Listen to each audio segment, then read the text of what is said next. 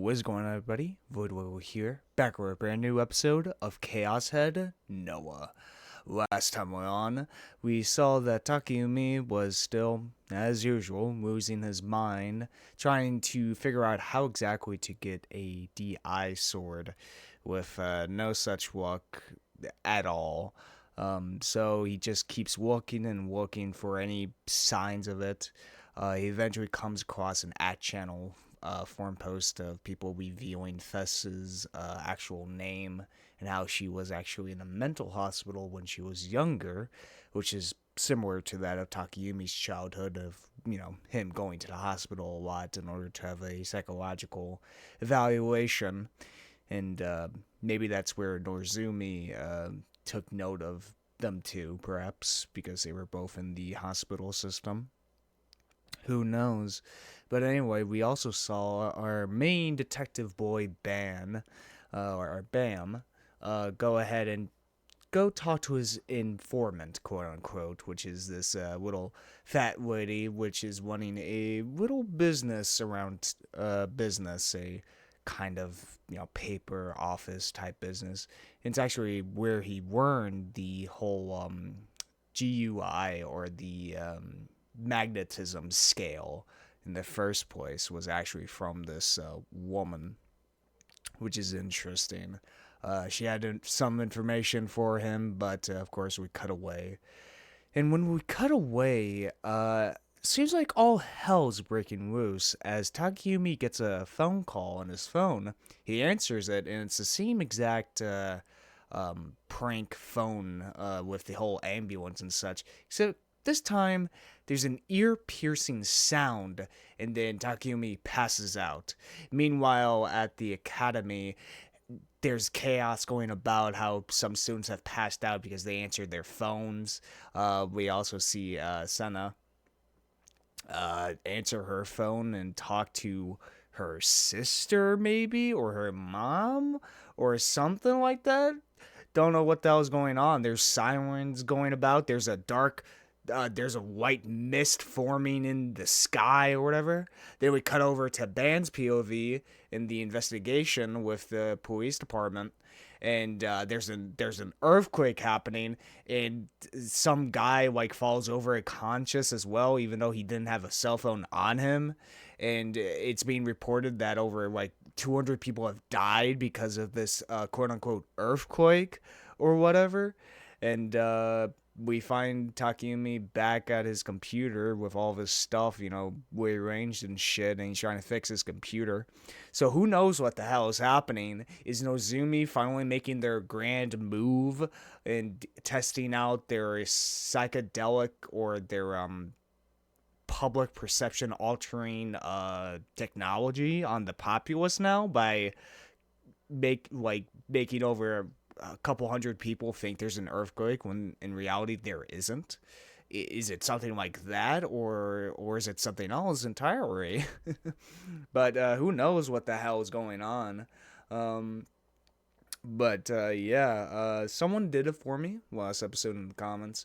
Of once I eventually get to the first ending here, obviously, I should use the Council of Zero guide, spoiler-free guide of the endings for this game, as there is actually a recommended route to go through, the best possible go through this ending to this ending to this ending. So thanks for the tip, and I'll definitely use that guide once I eventually get there. But for right now, let's just continue on with this, as I have a feeling we're getting very close to the end of this first playthrough, as everything is seeming to come to a head here. Alright. The reformatting of my OS had taken nearly 2 hours to finish, and yet my headache still hadn't gone away. I'd even lost consciousness a few times from the pain. I'd passed out on my keyboard from exhaustion before, but today was the first time I'd literally passed out. On the plus side, though, the pain was way more bearable now than it had been 2 hours ago. I wet my throat with some cola, then summoning up all my energy, stood up. I fixed my broken bed and made it level again, then I cleaned my floor to the extent that I'd be able to walk around. It took a lot of effort to do because of how weak I was feeling, but it had to be done. I wouldn't have been able to leave my own room otherwise.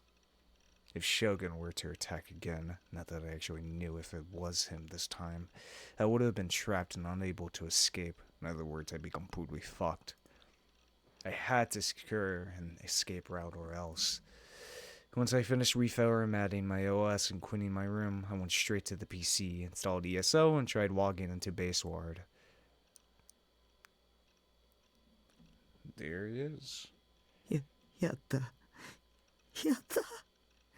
ナイトハルトは消えてない。装備とかも全部無事だ。よかった。よかった。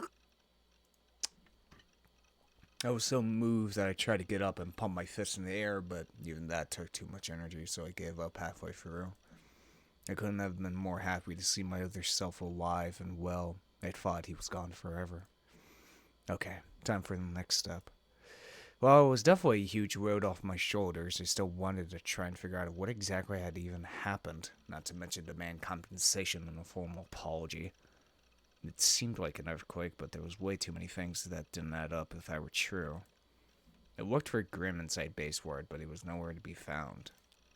I went to check the chat room, but since I lost my bookmarks, I had trouble finding it. When I eventually did, though, I discovered that Grim wasn't there either. Of all times for him to have gone AWOL, why now? With no options left, I had no choice but to head straight to Taboo itself. On it, I found the following article: over 200 casualties in Shibuya. So there really had been an earthquake. It had been a seismic intensity 5 quake, and loads of people had died. The casualties were currently set at 200, but the article stated that the number may even go beyond that. There were also reports of Shibuya's sky turning pure white for a short period of time, as well as a giant mushroom cloud, though no one knew if either of those were connected to the earthquake. Mushroom cloud. Fucking nuke. The earthquake was also being discussed at channel, with people posting things like more Shibuya stuff or Shibuya's over, whatever else. There was also a video uploaded on there showing footage of Scramble Crossing that had been taken from its various surveillance cameras. これ、地震だけじゃないよね。When it happened, I'd been hit with a terrible headache, and it wasn't just your normal headache. It felt like my head was boiling. And even now, almost 2 hours later, I was still experiencing throbbing pain and fatigue. 電子レンジに閉じ込められたら、あんな風になるかもしれない。Fucking microwave people's brains. If I thought about it that way, my delusion that Shogun was going after me with the EM wave attacks might have not been so far-fetched. Right at that moment, I heard a familiar sound coming from my PC. It was a notification tone that played whenever someone entered the chat room. Grim might have joined. I wanted to get the full story of what happened, so I opened up the chat room. Shit.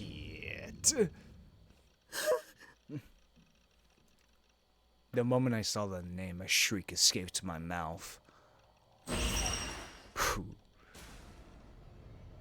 What was with this timing? Could he actually read my mind after all? The hand I was using to hold the mouse was trembling.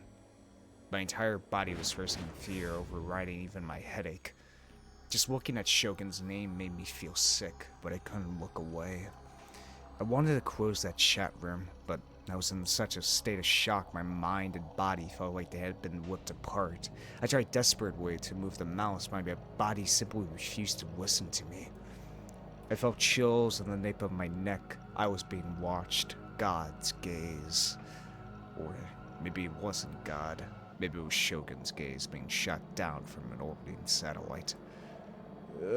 Just leave me alone. I wanted to run away.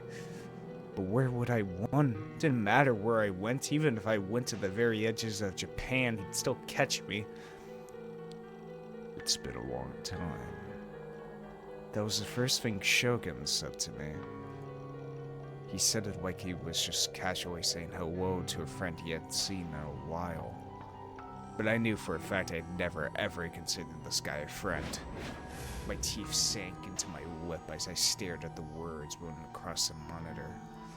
However, instead of making me freeze out of fear, the message from Shogun still sent me grabbing for my phone. It was past 3 p.m. At this hour, classes were probably still in session, but surely my situation wasn't hopeless. If Rimi was here, she could do something. That's what I wanted to believe. I went to my address book, although it wasn't much of a book considering how empty it was, and called Rimi's phone number. 助けて、リミ。 Damn.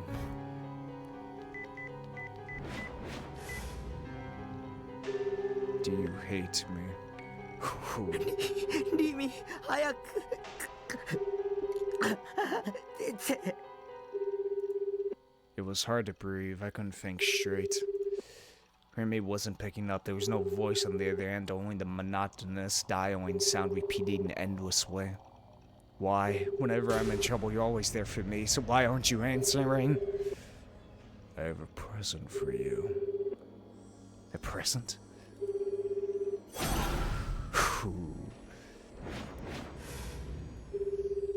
You're going to send me some more disgusting shit? And this time you're going to blame me for it. You're going to pin me as the new gen culprit. No, anything but that. It's not me. I'm not the culprit.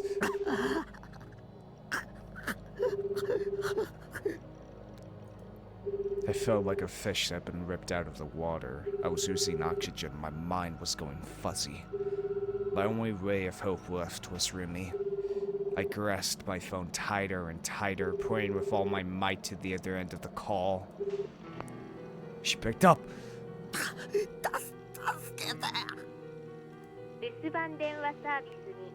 Shit. I hope it pleases you. Voicemail? That couldn't be. Oh shit.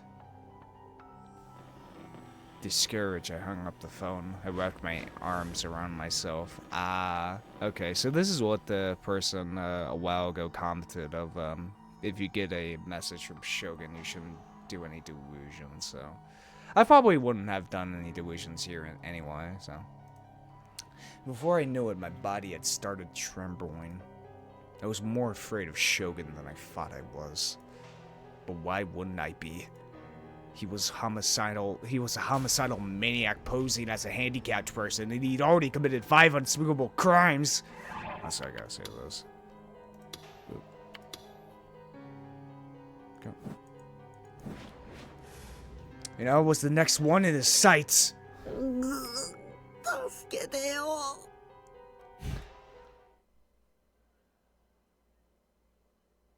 So far, every time I remembered that, Rimi would show up with perfect timing, and yet despite that, she wasn't picking up the phone.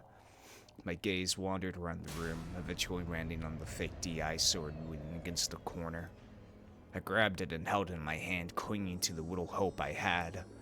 It was just a toy. Luis had assured me of that. But I wanted to think that maybe, just maybe, there was still a chance. So long as I had a DI sword, I could be saved. I could even strike back against Shogun's attacks. So please, I beg you. I held up the DI sword and focused on the tip. Please become real. Please save me. Disorder. 真の姿を現せ. I closed my eyes tightly and directed all my strength into the hand grasping the hilt. Nothing. Silence. I slowly opened my eyes. Nothing had changed. It was just a toy.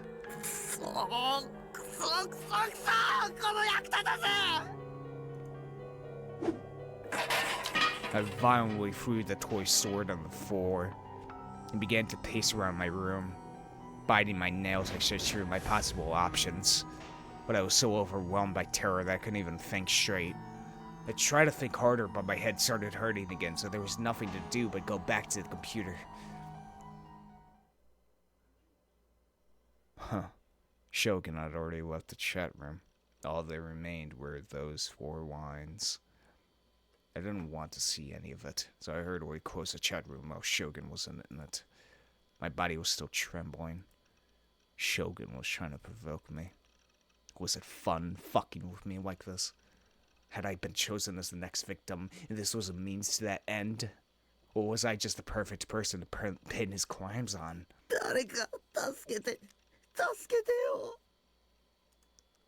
I stared at the post-awakenings version of Seratan as if I was clinging to my only refuge. 一人は怖いんだ I didn't want to be alone. I wanted someone to be by my side. I wanted someone to protect me. そうだ学校だ Jeez. 学校へ行けば Rimi will be there. I couldn't bear staying here alone with my spiraling anxiety. I took off my worn-out sweatshirt that I usually wore around the house, threw on my uniform, and left my base.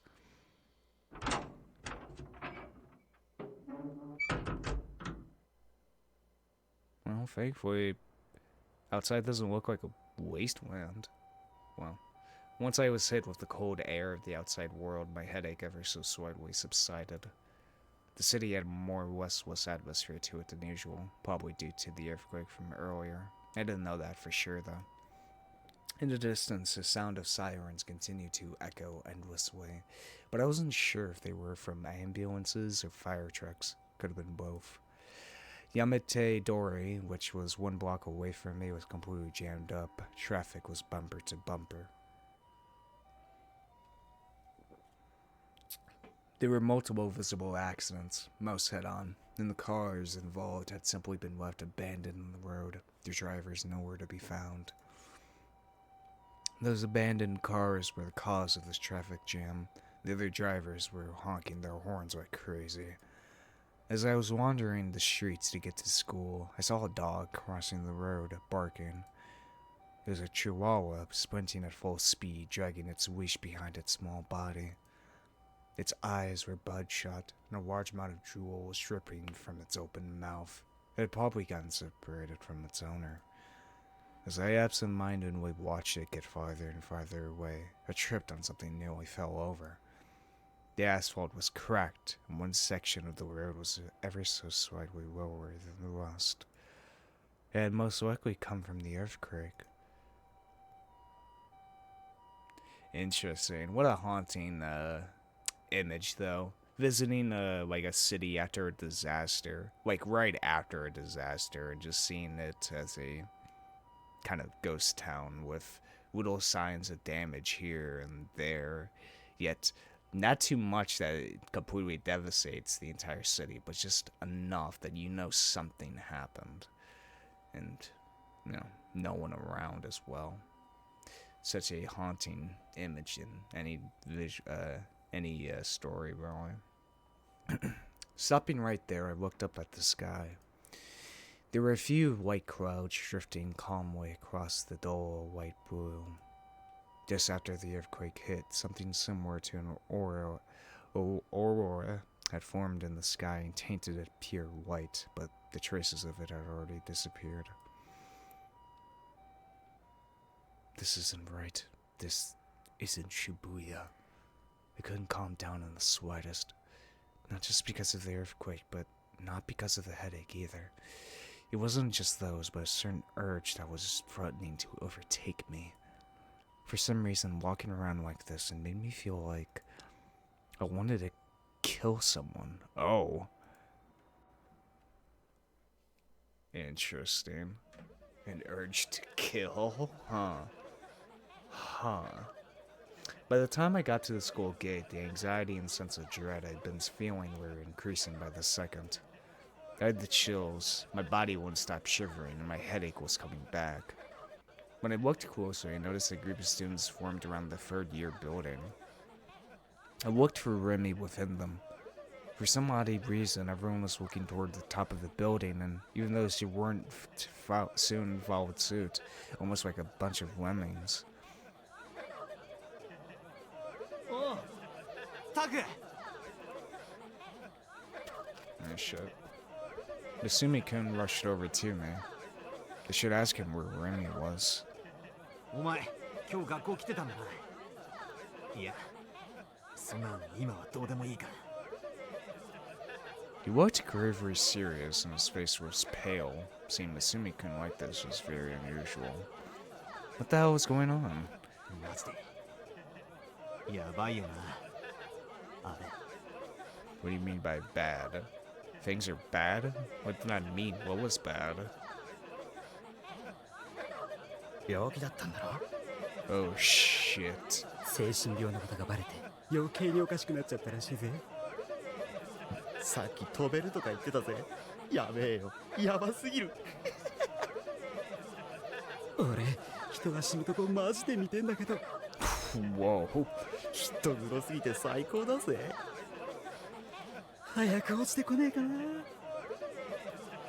I could hear things like that coming from everywhere around me. Don't tell me. I had a bad feeling about this. Fearfully following the gazes of the other students, I looked up at the school building. Oh shit. On the edge of the rooftop stood a single girl. In her hand, just like during the concert, was a DI sword, with a pose emblematic of praying to God in the heavens above. On the edge of the roof stood Kishimoto Oise. Oh shit. Whoa. その体は写真の影に潜む。目には映らない存在。 Kishimoto Oise felt the wind blowing. The cold wind brought with it a faint hint of winter. Her expression indurated with pain. Huge drops of sweat formed on her face as she faced the chilled gales. 離れようとも離れようとも冷めぬ悪夢は。 Is this what she's seeing? Blood-red skies? And she's also crying. The Sumoe Academy rooftop was enclosed by a 2-meter-high wire fence. Oise was standing on the other side of it, occupying a space of only around 30 centimeters. 10 minutes had passed and she had first started standing there. One more step and she would fall from the roof of the 4-story school building. Many students were gathered below Oise, watching her with bated breath. やがて剣となりてこの身を切り裂くのだろう。 Although the police and emergency services had already been contacted, they had yet to arrive, likely due to the earthquake that had only hit a few hours prior. The teachers were running around in a panic, scrambling to get gym mats ready in case of the worst possible outcome. 無関心という名の盾で戦火を免れる人々。 Jesus. And yet Oise stood completely still, unperturbed by the ruckus below. Or rather, she had deliberately cut herself off from the rest of the world that lay beneath her. As she gazed up to the sky, Oise closed her eyes, her pose emulative of that of a maiden praying to the heavens. Due to her good sense of balance, the wind did not manage to sway her slender body. The fact made it all the more impressive by her grasping a sword as long as she was tall. 神聖なる戦場の敵は心の内の悪意なるもの。 The sword, her DI sword, was blinking with a pale blue light as if synchronized with it. Elise's labored breathing continued, and then she began to murmur once more. 悪意は時として意志を持ち、そしてその姿を表す。 True form. The verses she unfolded for murmurs soon vanished into the wind. Oise opened her eyes and gazed at the crimson sky spreading over the buildings of Shibuya. この世界は悪意の妄想に満ち溢れている。みんな他人の不幸が大好き。 Bit of truth in that. 目を閉じても耳を塞いでもダメ。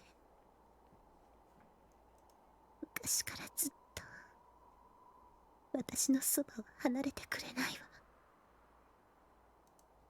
As she breathed this soliloquy into the air, Elise pulled her gigantic sword to her chest and gently embraced it with both arms. Curiously, the sharp sword did not leave a single injury on her.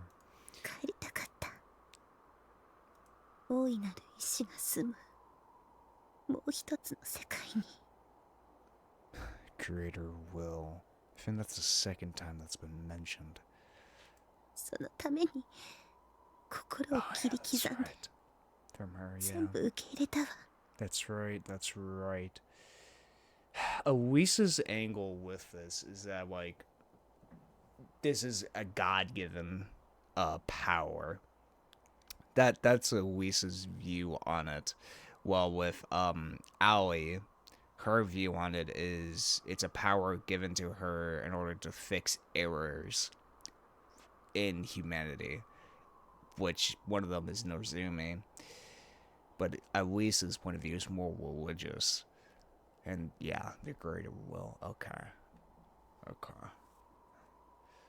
混沌の器としての夢を。 Elisa's face twisted in sorrow. Tears quietly spilled from her eyes, droplets flowing voicelessly while swiftly carried away by the wind.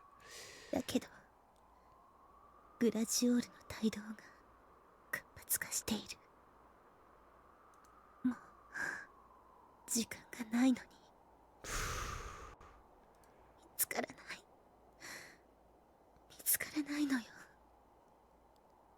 天国の扉も賢者も導き手も七つの神罰も。 Huh. 黒騎士の伝説は本当なの？ Black Knights. 歌はもうたくさん歌ったわ。それで足りないって言うなら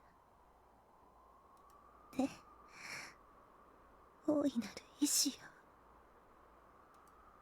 Elise spread her arms out far and wide, as if trying to embrace the sky itself, as if trying to show her presence to God on high. 私は飛ぶわ。 Oh shit.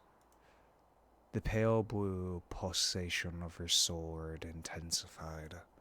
Elise closed her eyes once more, and in that moment, a final tear dropped from the corner of her eye. お願い、この器は差し出すから。 Shit.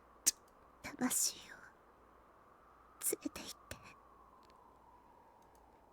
And then, without a moment's hesitation, the girl, with nothing there to support her, took a step forward. 帰るべき場所へ。 She felt the cold caressing her cheek. Her gaze fell to the earth.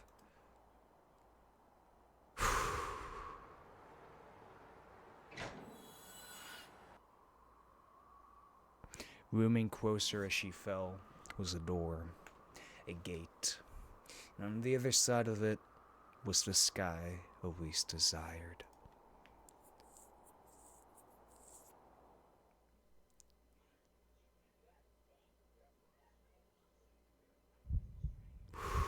I couldn't do anything but watch it unfold.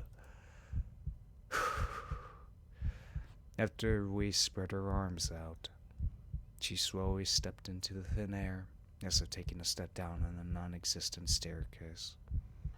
Screams began to build among the spectators, coalescing into one gigantic roar. With nothing left to support her, Elise, like a puppet whose strings had been cut, fell head first toward the ground. Everything appeared to be in slow motion. Elisa's body was going to crash to the ground. Her descent was incredibly slow, but she was definitely falling. She was going to die. Elise was going to die. I couldn't do anything to stop it. I couldn't save someone falling from that high. And there was nothing but concrete below her. It would crush all her bones, rupture all her organs, and make her dark blood and gray matter spread out all over the ground. If only there was a flower bed or something. If only there was something soft below her. If there was, maybe it could save her. I didn't want to see someone die. As I went to close my eyes, for an ephemeral moment I felt chills on the nape of my neck. I looked behind me, but not a soul was standing there. Everyone was either looking down, averting their eyes, or looking up at her. Whose eyes were those eyes? Ooh, I was waiting for the crunch. A sound shook the air. The sound of a person crashing down. It was the first time I'd ever heard that sound. But it had a lot less impact than I was expecting. Next to me stood Masumi-kun, his eyes wide as dinner plates. I expected his gaze to be tainted by dread, but the way he stared at the place at which he had fallen was one of surprise, not horror. And it wasn't just Masumi-kun that was like that. All of the spectators looked like they had no idea what was going on. They were all lost for words. What? Huh? She was alive? What? Elise wasn't getting up. I couldn't tell if her bones were crushed. I couldn't tell if her organs had ruptured. But her gray matter hadn't spurted everywhere, nor had her dark blood. A small, feeble groan escaped from Elisa's mouth. She was alive. She seemed to be unconscious and she wasn't moving, but she was alive. She was barely even injured. There was only a small drop of blood on her forehead. She had fallen from the rooftop. But there she was, lying there almost completely unharmed, laying atop a flower bed. Just like you wished, Takumi. Was there always a flower bed there? Oh shit! What the fuck? Meanwhile, 予定と結果に大きな違いがあったようだが。 there wasn't. Even from her point of view, there wasn't a flower bed there at all. What the fuck? 我々は進化への第一歩を踏み出したんですよ。三桁もの死人が出るなど我々は聞いておらんぞ。計画に不備があったのかね。いいえ、お二人にはぜひ人の進化の歴史というものを振り返ってみていただきたいものですね。進化には多少の犠牲はつきものという点については異論はない。死人のことなどどうでもいい。重要なのは予定と違うということだ。想定の範囲内ですよ。私の中では。Didn't want there to be 100, huh? ならばなぜ事前に我々へ連絡せんのだ。情報をコントロールするにはそれなりの下準備が必要なのだぞ。貴様の推挙のために人や金を犠牲にしてきたわけではない。それを忘れるな。ご安心を。先ほど申しました通り、全ては想定の範囲内。いずれ近いうちに選挙での票集めに苦労することも、強引な勧誘活動を告発される恐れもなくなるでしょう。我々が日本、いや世界を変える日もじきに。口を慎め。300人委員会への造反が知れれば我らに待っているのは破滅だけだ。 Committee of 300, huh? Oh, what the hell was that? Oh shit. Oh, this is... Well, ain't this something? Alright. A secret organization shrouded in mystery, rumored to manipulate the world from behind the scenes. Composed of only 300 members, they are known as the Unseen Rulers. Their subordinates include the royalty of numerous nations, intelligence agencies, and large enterprises. With a focus on banking, they are all mere puppets of the 300, as are any other secret societies that often appear in conspiracy theories. It is said that almost the entire world has been to their will, whether it be companies, police, research institutes, etc. However, their existence is only a rumor. The Committee of 300's ultimate goal is realized to be the construction of the so-called New World Order under the Worldwide Human Domestication Project. Inside of a few weeks, 1 billion humans will be left behind while all others are slaughtered. Those billion that survive will remain as slaves subject to the ruler's administration. Alright, so, Illuminati, got it. 君の役目は計画通りにことを進めることであって、それ以上でも以下でもないよ。So this is a plan to take over the world. I know it's... 調整は我々がやる。承知しています。それで第2世代についての報告を聞こうか。Second generation. お二人にも満足していただける仕上がりですよ。ノア2は。Damn, already got a second Noah. What the fuck is Noah anyway?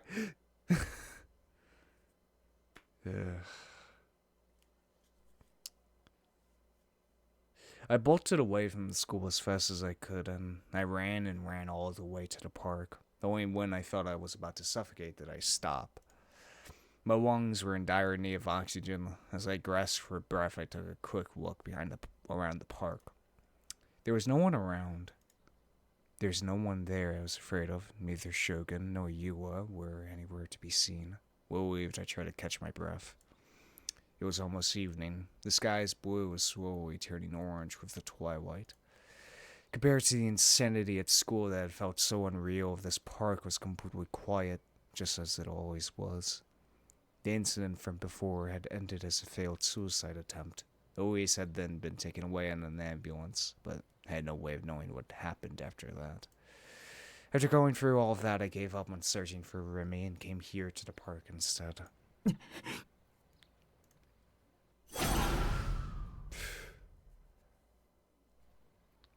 The scene from only a few months ago was engraved into my mind. Back then, when Luisa's body came crashing down, I'd been convinced that nothing could have saved her. But she had been saved. I don't know how exactly, but I at least knew she wasn't dead. She had been breathing, virtually unharmed too. Under normal circumstances, she would have been absolutely died. The thing that saved her was a total miracle. She'd fallen on top of the tender soil of a flower bed. Oh, the witch of miracles working again.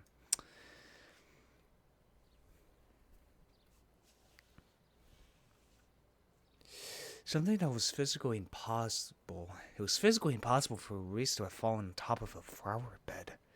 Because there hadn't been a flower bed there. Just before Luis had fallen, the place where she was going to fall had nothing but the gray asphalt of the parking lot. A number of the Sumo teachers parked there. So how had a flower bed just appeared there? Because of your delusions. Had I done that? It was true that at the time I'd been so frightened that I had a delusion about how a flower bed appearing below her could save her. But even then, was it really possible? Was it really possible that the delusion had become reality? Okay, let's consider it. First, I had a feeling that I might or might not have special powers. Second, there was the time Luis had split into two, and now I just experienced something similar to that. So, creating a flower bed in an instant, how could I have achieved something that extraordinary? I didn't even have a DI sword. And on top of that, the flower bed had continued to exist even after Luis had crashed onto it. When the teachers had rushed to check on her in the flower bed, their footprints had been visible. The flowers blooming there, which appeared to be the same as the ones in the courtyard, had been trampled over by the emergency services. When I looked, a number of flowers had either been flattened or had their stems completely bent.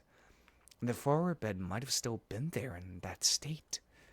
Delusion had become reality, and it stayed that way. It hadn't disappeared afterward, which made it different from Elise's other self. And everyone had accepted the idea that the flower bed being there was only natural. No one even questioned it. Had I seriously done all of that? Oi. Oh. A sharp voice called for me from behind. Before I even got the chance to turn around, a hand grabbed me by the collar. With no chance to resist, that was shoved violently against the foreground equipment.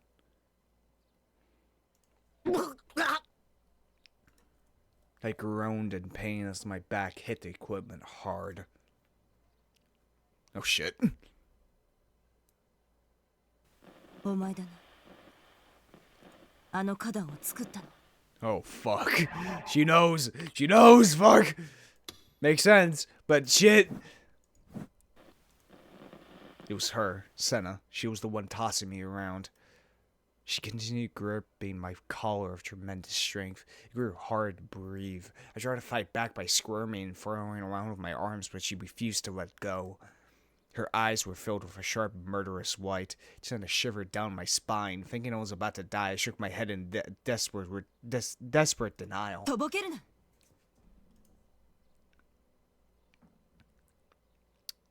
I could feel Senna's breath on my cheeks. She was so close she could rip out my throat with her teeth just like that. Why was this girl so violent and this terrifying? Save me. Somebody save me. お前は天聖信仰会と関係があるのか。 Who the fuck is the Cosmic Church of the Divine Light? The newly founded religion, inaugurated in 1930, their public estimate places their number of followers around 5 million, but the actual number is thought to be closer to 2 million. That makes sense. Its members are characterized by their advent, forceful proselytization, which often causes repeated trouble for anyone involved. Kuromochi Yudai, the second-generation founder, possesses absolute charisma, and in return his followers offer absolute reverence. Cool.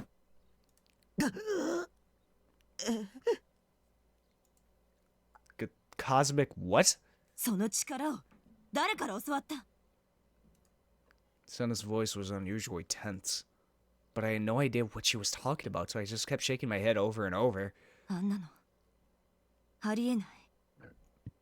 理想度なしでエラーを現実にするなんて。 Ooh. お前はその力のことを誰に教わったんだ？誰からだ？答えろ！ No one had taught me anything, but if I had to name someone.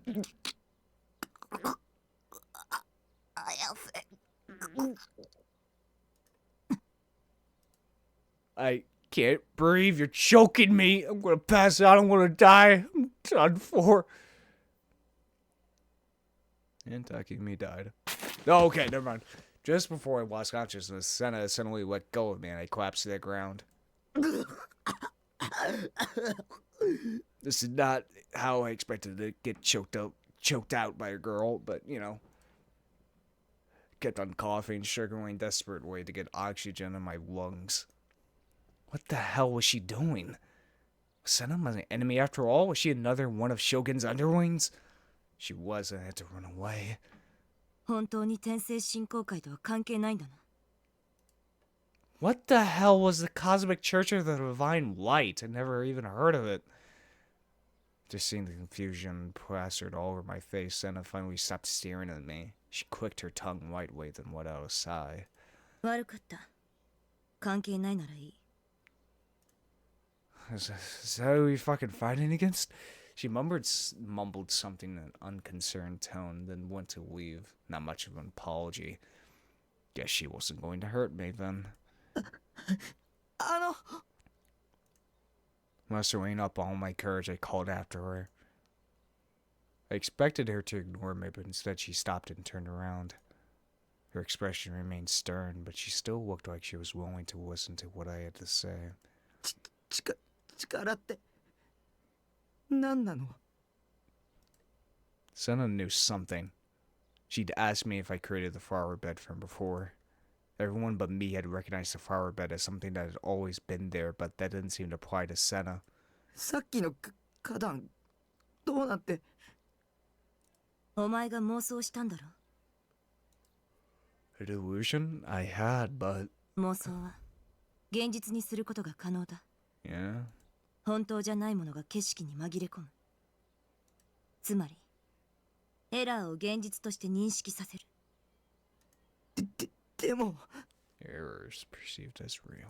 視界に映すだけじゃそれって幻でしかないよ。 Illusions were nothing more than that.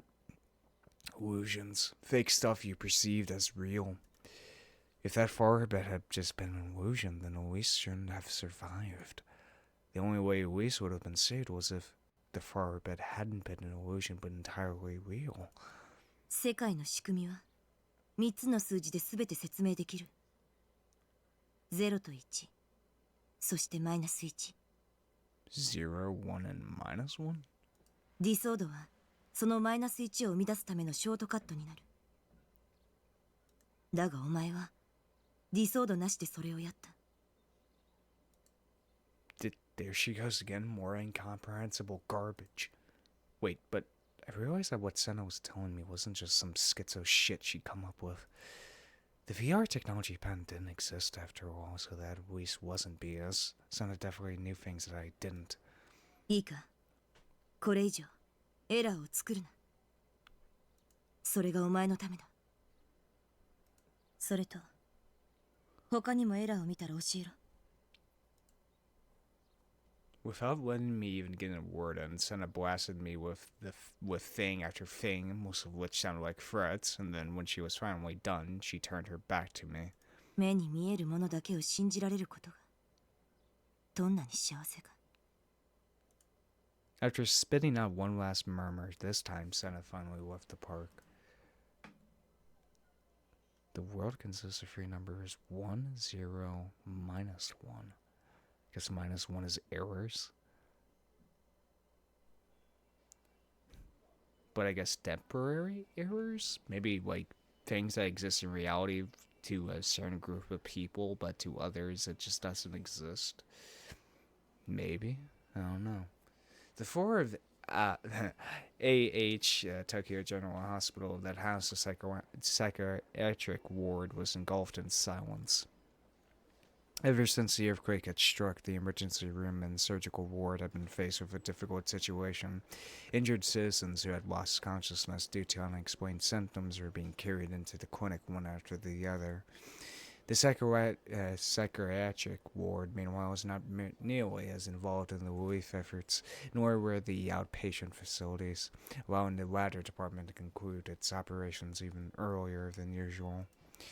Over the last few days, patients suffering from PTSD had come pouring in, but at least for today, the psychiatric ward had finished all of its outpatient appointments. A nurse there, Hazuki Shino, realized that she had been working non-stop ever since her shift began the night before, and that she had hardly even taken a break.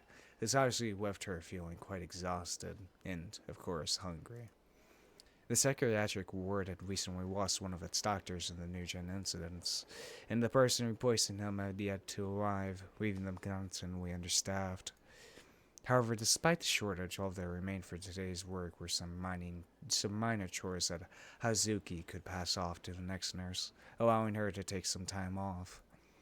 Reassuring herself that she only had to persevere for a little bit longer, Hazuki swept her cheeks with both hands and began to walk through the empty hall lobby, only to suddenly feel a gaze on her back.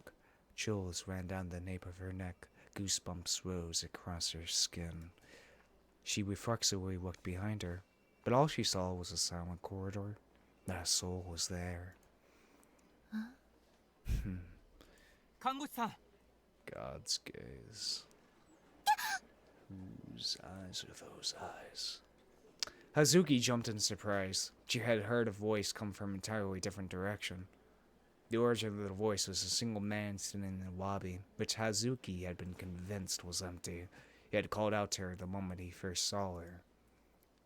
Oh shit. Well, it looks like he's alright, that's nice. He was a fairly young man and appeared quite virile. His complexion was nearly faultless, and he looked just as if not more healthy. あなたはちょっと時間もらっていいっすか？はあ。どうもっす。 He smiled awkwardly, abruptly grabbed Hazuki's arm, and started walking her from the lobby toward the stairs. Hazuki, still quite bewildered, watched as the man, Suwa Mamoru, took out a black ID badge from his pocket and humbly held it out to her. It was a police badge. Stopping at the landing of a staircase, Suwa looked around carefully. He seemed to be very concerned with his surroundings. それでお話って。 Still having quite a bit of work left to do, Hazuki was feeling slightly restless, something Suwa seemed to understand implicitly. And then, without any form of introduction, Suwa produced a photo from his pocket. この少年に見覚えないっすか？ Depicted in the photo was the apathetic face of Nishijou Takumi. Hazuki, confident in her ability to recognize faces due to her profession, nodded her head. 西条拓海。間違いないっすか？ええ。でも。 Hazuki's hesitation was only natural. Leaking a patient's private information could only spell trouble, even if it was to the police, but this was something Suwa had been aware of prior to speaking with Hazuki. Suddenly, Suwa's white attitude that he had been displaying up until that moment shifted to a far more serious one, and began to speak in a low voice. 頼みがあるんすけど、西条拓海のカルテ、こっそり見せてもらえないっすか？そんなの無理です。できません。とある事件に関わる重要なことなんすよ。 Now at a complete loss for words, Hazuki tried to leave, but Suwa circled around her and blocked her path. 困ります。迷惑はかけないっす。だから頼みますよ。 Damn. As a last resort, Suwa got down on his knees. やめてください。本当に無理なんです。 これ以上犠牲者を出さないためにも。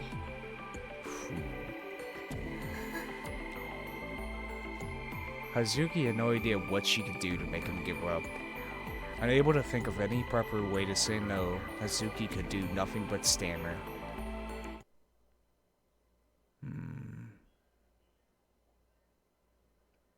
Is it like Suwa just confirming the suspicions of pinning it all on Takumi, or is it something else? I wonder.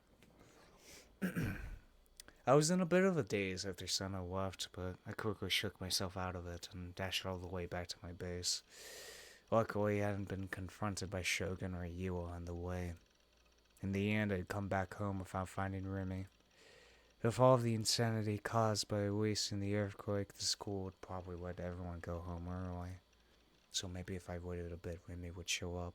In the meantime, though, I just have to suck it up and deal with my own fear alone. To distract myself from my growing anxiety, I went to try and gather information on my freshly restored PC.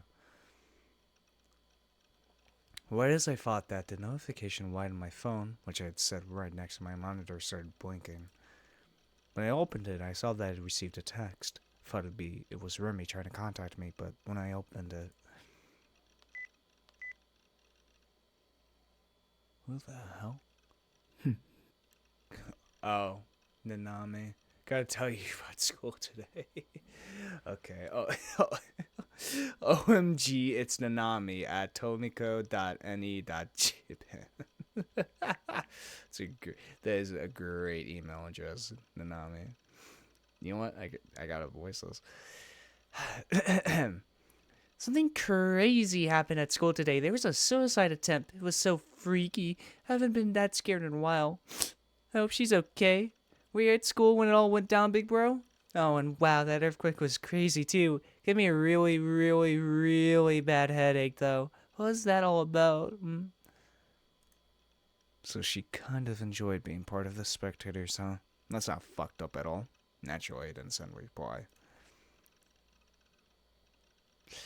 I searched online for information on Luis. Phantasm's official homepage was still down.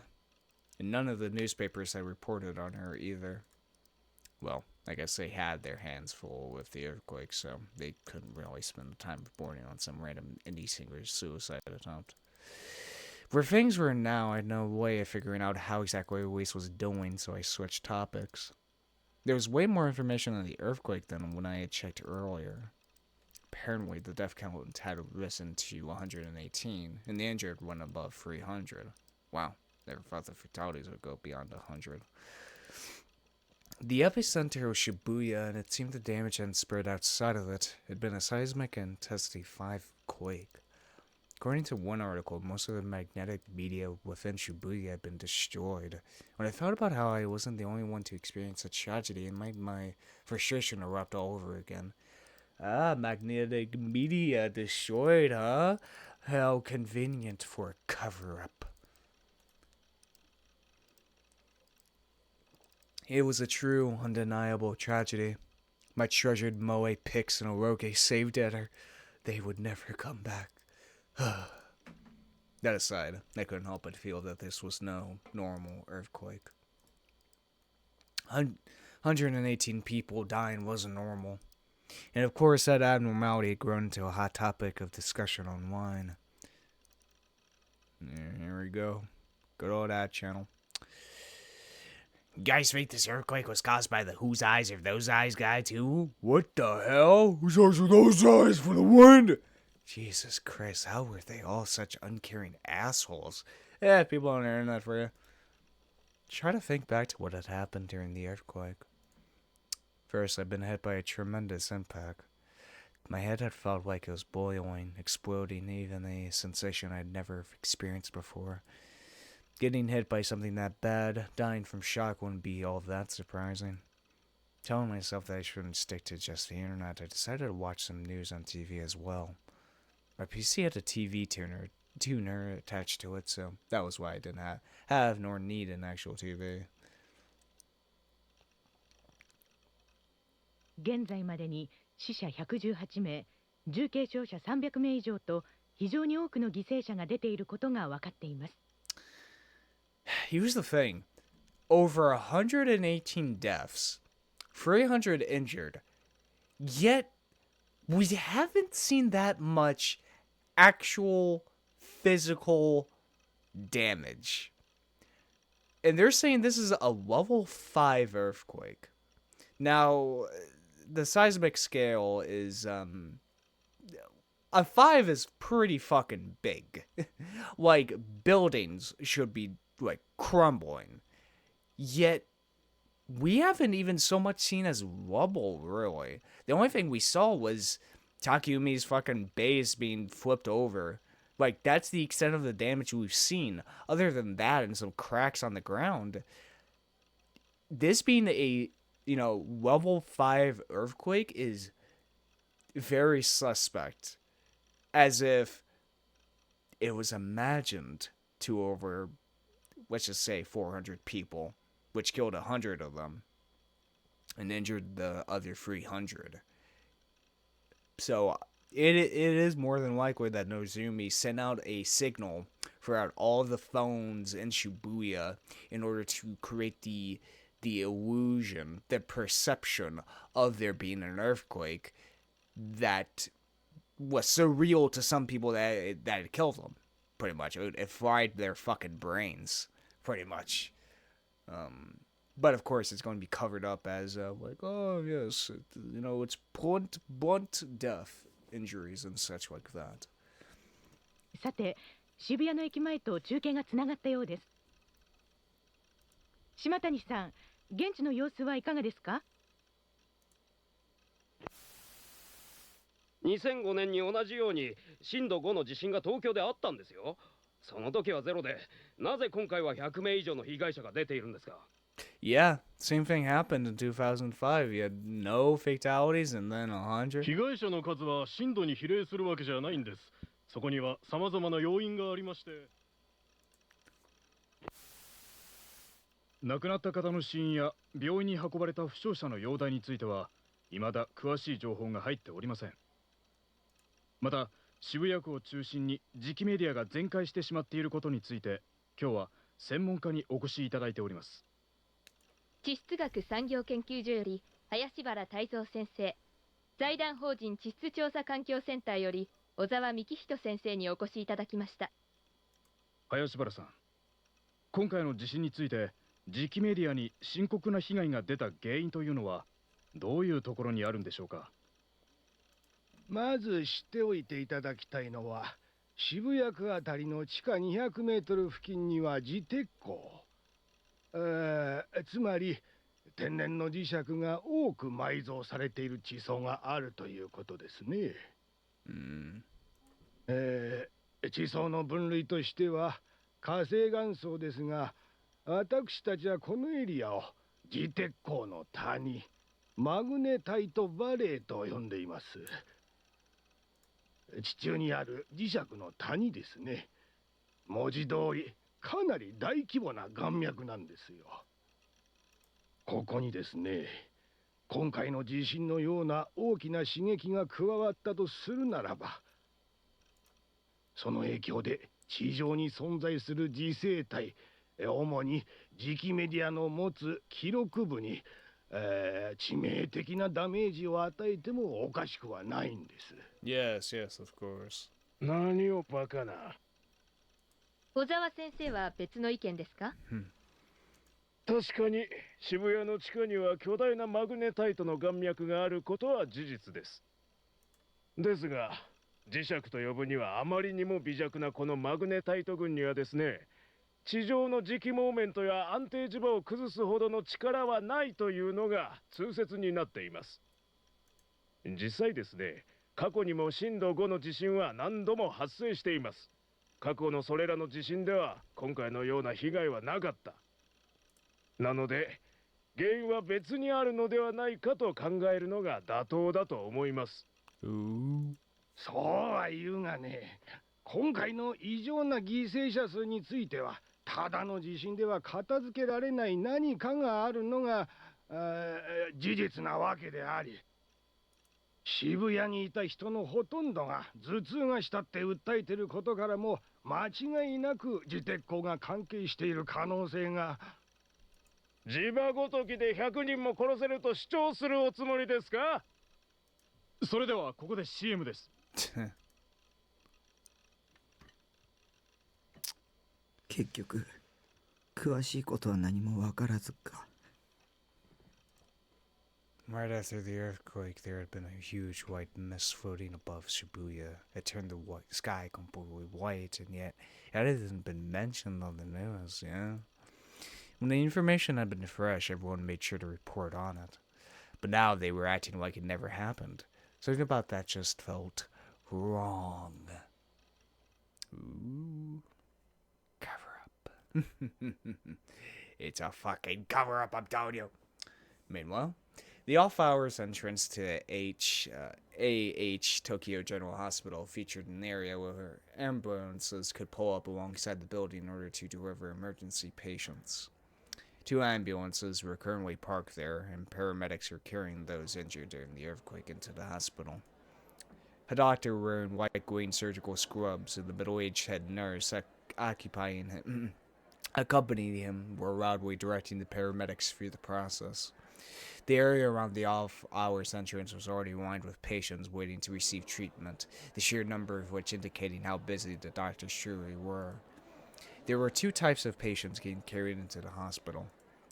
First, the ones suffering from physical trauma. Patients would come with blood flowing from their arms, legs, and foreheads, their faces contorted in pain. While their state made them difficult to look upon, their treatment had been relegated to a lower priority. The other type was those who were unconscious despite showing no signs of physical trauma. These patients were prioritized. The number of unconscious people was awfully high among the emergency patients brought in from this particular earthquake, just unconscious people.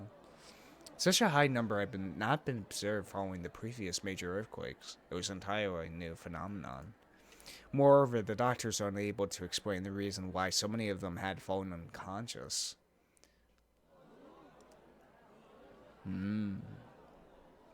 Makes you think. Another ambulance arrived at the hospital, its siren burrowing loudly. Probably Luis. When the emergency responders disembarked from the ambulance, a doctor asked the patient's condition, and a paramedic immediately responded with, that was all it took. In a normal situation, a doctor would have protested, asked for more information. In such an unprecedented, chaotic situation, one would have expected that just shouting top priority would be answered by a succinct, you don't say. And yet, surprisingly, both the doctor and the head nurse merely gave a white nod, then proceeded to help unload the stretcher from the ambulance. The person laying on the stretcher was Kishimoto Louise. She was unconscious, yet faint moans escaped her lips. Paying no mind to the resentful gazes of the injured patient sitting around the entrance, the doctor and paramedics hurriedly carried the stretcher inside the hospital. Rimi.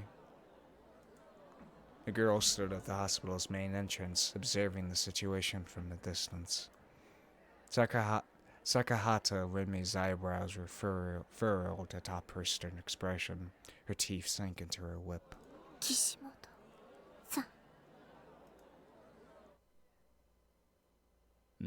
So that's where she is, the hospital. Well then indeed. I have to say, folks, this is a good stopping point right here, as we are dealing with the aftermath of this quote-unquote earthquake, while Nazumi,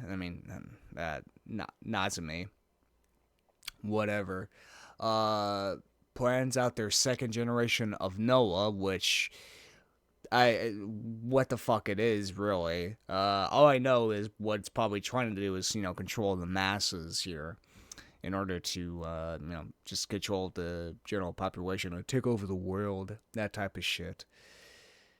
And Takumi was able to make a flower bed come out of existence, or able to make that delusion a reality, yet he is still unable to make a sword. Which I think proves something to us. He cares more about people than he lets on. Or he cares more about people than he himself recognizes. I think that's what that's telling us. Like, he is unable to create a sword for himself because he kind of hates himself. Like, let's be honest. Takumi has described himself as not the greatest, light here and there. He's described himself as an otaku freak and stuff and shit like that. And he hates being alone. So obviously, he has more respect and more, what's the word? Wants to protect people that aren't him. That's why he was able to create the flower bed for Louise, was because he did care for Louise in that moment and wanted to protect her by any means necessary.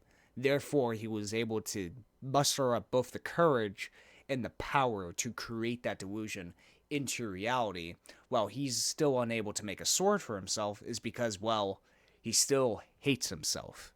He's still introverted. He still wants to be better, but he can't. He can't be a better version of himself. I think that's what that's telling us. The only way to create these delusions in order to make them into reality is that you have to care. You have to have that belief in it. I mean, isn't that the truth for any, truth? Is that you need to believe in it in order for that truth to become reality to yourself and to others. You have to believe in that truth. So maybe that's what that's what this power truly is is that you need belief in yourself in order to make it real, and therefore make it real to others. And that's how he was able to do it in that moment. But damn. Why did Elise try to kill herself? Well, she did say she wanted to be reborn in like a better world.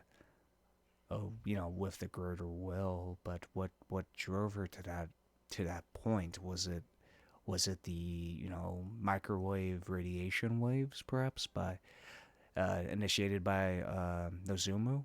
Like, well, was it that pushed her over the edge, or was it something else? And what was that phone call with Yua between herself and her sister or mother or whatever? Still a lot of questions. Still many questions, but I feel like I'm getting more and more of a grasp on what the hell is going on here. But yeah, if you guys have enjoyed this episode, hit that subscribe button. If you liked it, hit the like button. Or tell me something, put that comment below. Check out the Discord server on in, on my Twitter. Check description below. And yeah, it's been Voidlego. I'll see you guys next time. See ya!